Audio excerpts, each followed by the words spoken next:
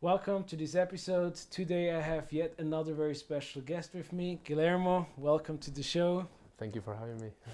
Thank you. So, Guillermo, you are a very interesting person that has done a lot of different things in their own lives. So, tell us a little bit about your background. Yeah, so if I tell you a little bit about myself, I'm from Spain, and my story is, a little bit different than usual about how did I come to Microsoft. And I consider myself first and foremost a tennis player. I came to the U.S. With a scholarship where I went to Georgia Tech and I did industrial engineering.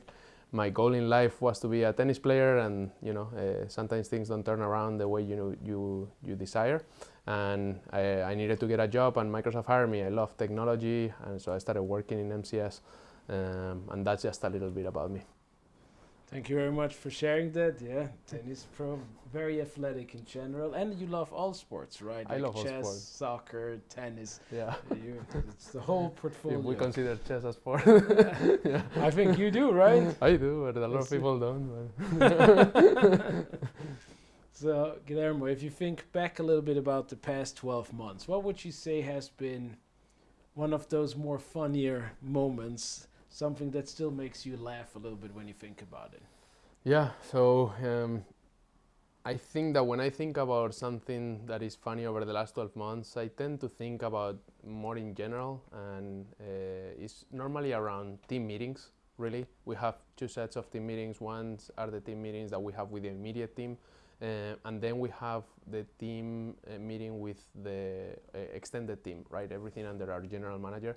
And in there, our general manager has like this tradition of every time that somebody comes new to the team to ask them for an embarrassing story, right? So you can imagine that a lot of times we're around 30 to 40 people, and this one time one of our teammates that was new shared a story that probably was borderline, not funny, but I think in this case it was funny. So the story, I'm not gonna tell the whole story, but basically he shared how he was in a cruise and he fell, so Fell off the cruise fell ship. off the cruise. So that sounds like, at first you're like, oh wow, that's like falling off a cruise. The way he said it and the way he explained the story and the storytelling behind it made it super, super funny. So if I have to think about one thing, probably that one moment where we're like 40 people just laughing and he also was laughing about the situation, probably is what I can remember the most. That is, it sounds very scary and funny at the same Yeah, time. yeah, That's yeah, for yeah. sure. I don't know if I would be laughing falling off a Yeah. ship, but Yeah. now it's not always just fun. We're also facing challenges. What would you say is one of the challenges that you had to overcome? Yeah, thinking Microsoft, right? We are what, more than 100,000 employees, right? Yes. Massive company in the cloud business, which is also, Azure is a very large business, and we are working a lot in projects that go across multiple teams, from marketing to multiple engineering teams, sales teams.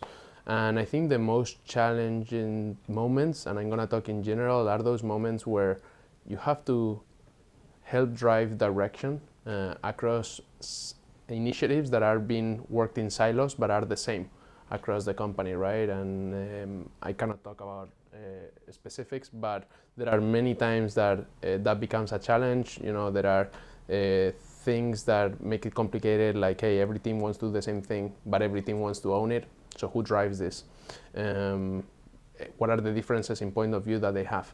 And to be able to do that from the marketing side, which at times, is looked at, just marketing and not doing anything strategically, can be complicated. So if you think of these challenges, and Microsoft is huge about growth mindsets, like moments where we experience personal growth, what would you say is one of those personal growth moments for yourself? For me, I think it is. So I've had one of the projects that, there are two kinds of projects in general. Some that are driven by engineering, right? Engineering is doing a project, or some that are brought up by marketing by ourselves, or business planning, and we are pushing engineering or engaging with engineering to do it. And I have one of those projects where, it's tough to get that influence or transmit the need to engineering to do this. And I've had some meetings that have been pretty tough, where there is a lot of back and forth and things get heated up, and then you look back and you think about what you could have done better, and at the end of the day, working with people is the most important thing, right? And I think that moment when I was in a meeting and things got a little bit, I'm gonna say out of hand, is probably one of the biggest learning moments that I've had this year. Yeah, thanks for sharing that. Yeah. Now going back to a little bit more excitement, if you think, look forward over the next 12 months, over this year.